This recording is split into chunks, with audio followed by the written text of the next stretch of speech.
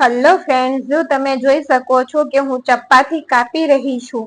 એ કોઈ બરફી નથી, એ દહીં છે અને બિલકુલ માર્કેટ જેવું અને માર્કેટ કરતા પણ એકદમ સરસ ગાઢું ઢેફા જેવું દહીં બનાવી અને તૈયાર કરીશું. તો પહેલા આપણે અહીંયા 500 ગ્રામ દૂધને ગરમ થવા માટે રાખી દઈએ અને એક મિશ્રણ તૈયાર કરવાનું છે, એટલે કે મેરવન તૈયાર કરવાનું છે દૂધને મોરવવા માટે.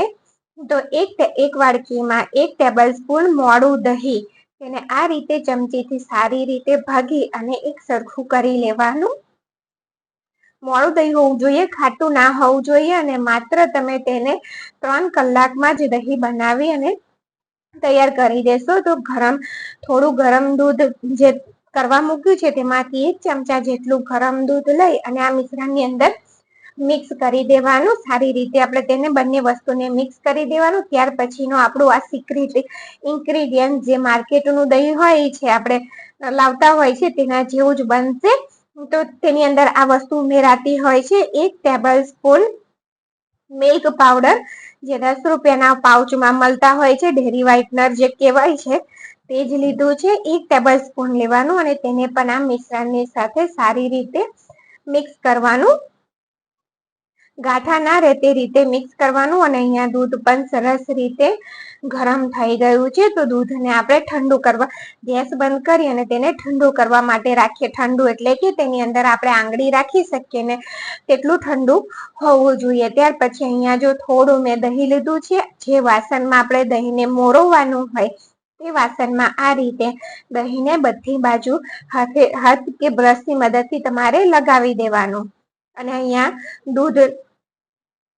દૂધને આંગળી રાખી શકીએ ને આપણે તેટલું ઠંડુ કરી લેવાનું. અને આ રીતે જો 10 રૂપિયાના પેકમાં ડબ્બી આવતી હોય છે દહીંની, તેમાં પણ હું તમને જમાવીને બતાવીશ. તો બંનેને લગાવી દીધું છે. ત્યાર પછી અહીંયા આંગળી રાખી શકીએ તેટલું દૂધ થઈ ગયું છે. તો તેની અંદર મિશ્રણ એડ કરી દીધું અને સારી રીતે જે દૂધ, દહીં અને મિલ્ક પાવડરનું મિશ્રણ કર્યું હતું તેને સારી રીતે મિક્સ કરી દેવાનું દૂધની અંદર. ત્યાર પછી અહીંયા આપણે જે પ્લાસ્ટિકનો 10 રૂપિયા વાળો ડબ્બો આવતો હોય છે, જેમાં આપણે દહીં લાવતા હોય છે, તેની અંદર પહેલા ભરી દઈએ. ત્યાર પછી આ વાડકાની અંદર પણ આપણે દહીં ભરી દઈશું. દૂધ રેડી દઈશું. આ રીતે મિક્સ કરી અને દૂધ રેડી દેવાનું અને તેને ઢાંકી આપણે 3 કલાક માટે રાખી દેવાનું. ગરમ જગ્યા હોય એવી જગ્યા પર તમારે રાખી દેવાનું. બિલકુલ મોડું એકદમ સરસ તમે લસ્સી બનાવીને ખાઓ, પીવો ને ઉનાળાની ગરમીમાં, તેવું બનીને તૈયાર થશે. અને અહીંયા જો ડબ્બી ઉપર મેં ફોઇલ પેપર ચોંટાડી દીધું છે ને આની ઉપર મેં ચપ્પન ઢાંકી દીધું છે. તો 3 કલાક પછી તેને આપણે ફ્રીજમાં રાખી દેવાનું છે અડધા કલાક માટે, એટલે જેથી તે સરસ ઠંડુ થઈ જાય અને એકદમ સરસ સેટ થઈ જાય એટલા માટે. ત્યાર પછી જો ફ્રીજમાં રાખ્યા પછી મેં કાઢ્યું છે અને અહીંયા તમને બતાવું છું. તમે જોઈ શકો છો કે મેં ચપ્પાથી કાપા પાડ્યા છે. આ કોઈ બરફી નથી. જો અને તમને ચમચીથી કાઢીને પણ બતાવી દઉં.